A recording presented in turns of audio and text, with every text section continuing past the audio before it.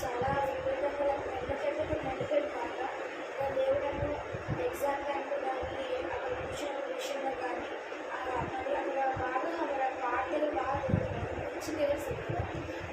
ఆ టైంలో దేవుడు స్వస్థపరిచాడు. ఎటువంటి ఎటువంటి బాగా బలహీనతలను దేవుడు బాగా బహుగా బలపరిచాడు. మన ఎగ్జామ్ విషయంలో కూడా కార్యం చేశాడు. వాస్తవ విషయంలో కూడా ఆయన వాస్తవించి ఎటువంటి కొడుకు కూడా ఆయన విషయంలో చేయలేదు. సాక్ష్యం ఏంటంటే ఫుల్ డే ఉందాం అనుకున్నాను ఫాస్ట్.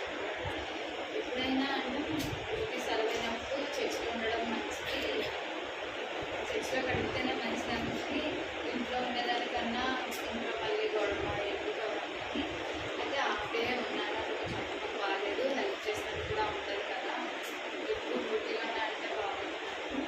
హాఫ్ డే ఉన్నాను. అయితే అప్పటికి స్టార్టింగ్ రాగానే 6:30కి వచ్చాను. ఎవరికి తెలియదు, పాస్టర్ గారు కూడా ఫోన్ చేసుకుని చెప్పలేదు నా నేను ఎలా ఉన్నాను. ఇంకా వెంటనే కాలు నొప్పి అంటే డైలీ ఎప్పుడు కాలు నొప్పిగా ఉంటాయి కదా, ఎక్కువగా నడక అవన్నీ కదా.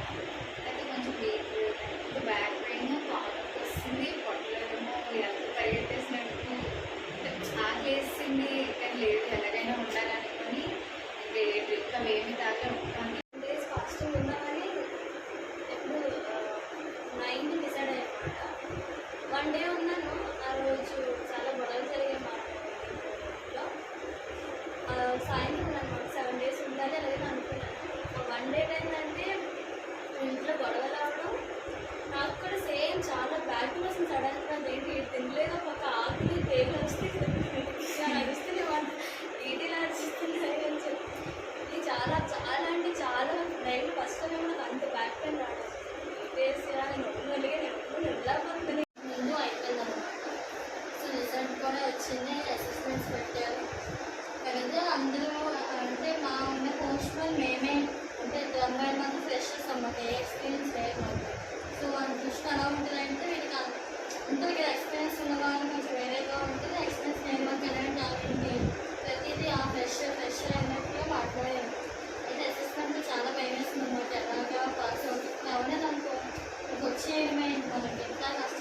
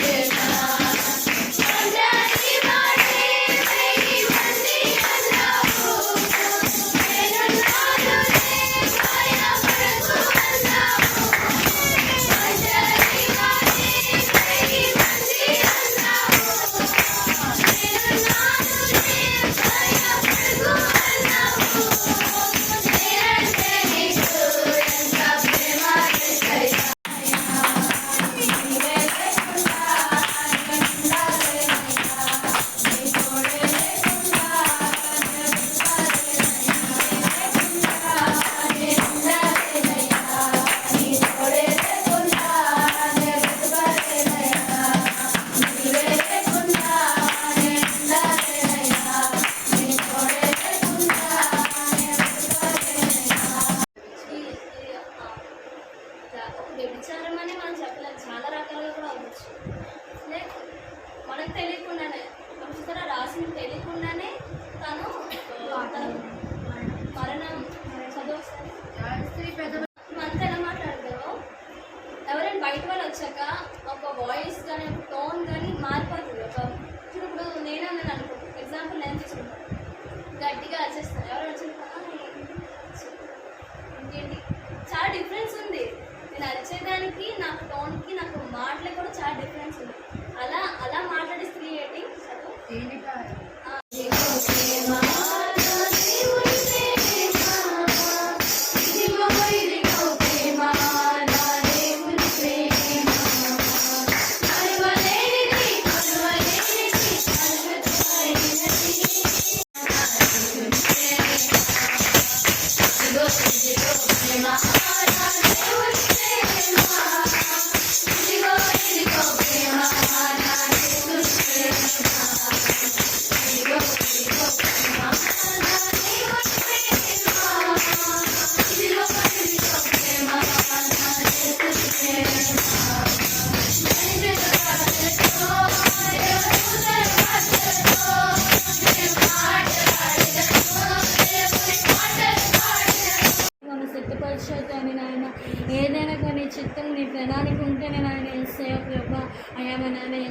రాలేదు నాయన. ఇసువంతా మీరు మాట్లాడండి నాయన.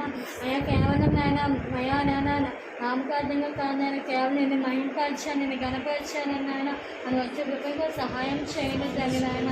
వేస్తే తల్లి నాయన మరి ఎవరి కూడిన ప్రతి విషయంలో అయ్యా పాటల నుంచి నాయన ఆయన వాక్యం వరకు కానుకల వరకు నువ్వు దీవించి ఆస్వాదించాను నాయన. ఆయన మీరు నడిపించు అయ్యా నాయన. నిజమే తల్లి నాయన, ఈ లోకంలో మేము ఎలా ఉంటున్నాం నాయన, నీ సన్నిధిలో మేము ఎలా ఉంటున్నాం తల్లి నాయన ప్రభా. అయ్యా లోకం మేము ఎంత ఉన్నా కూడా ఎప్పటికే మాకు నాన్న మరణమే తెప్పిస్తుంది అన్నారు ఏసయ్య. దానివల్ల మేము నష్టమే చూస్తాం తల్లి నాయన. అయ్యా నాయన ఎప్పటికైనా నీ ఒక పరలోకం మేము వెళ్ళాలని ఇస్తే తల్లి నాయన.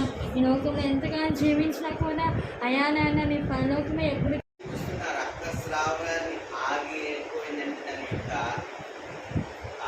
ఆయన వస్త్రంలో ఉన్న ప్రభావం, ఆయన వస్త్రంలోనే అంత ప్రభావం ఉందంటే ఆయన శరీరంలో మరి ఎంత ప్రభావం.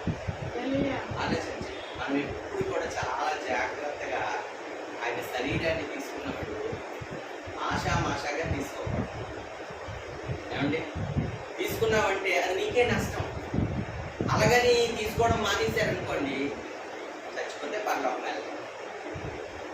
ఎవరైతే నా శరీరాన్ని తిని నా రొట్టెని తీసుకుని, నా శరీరం అనే రొట్టెని తిని నా రక్తం అనే ద్రాక్షారసాన్ని తాగుతారో వారి ఉచితంలోకి చేరుతాడు అన్నాడు. పరలోక రాజ్యంలో చేరాలంటే ఈ భూమి మీద తీసుకోవాలి. మరి తీసుకున్న మీ మనలోని ఏముండాలంటే పిల్లరా, యథార్థత ఉండాలి. సేవకుడి నోట్లో ఎందుకు చెప్తాడో, ఎందుకు దేవుడు ప్రేరేపిస్తాడో ఆ విషయంలోని దాని విషయంలో జాగ్రత్తగా మనం ఉండాలి. ఉండకపోతే నూరంత నష్టాన్ని మనం చూస్తాం. మన లైఫ్ లాంగ్ నష్టాన్ని చూస్తాం.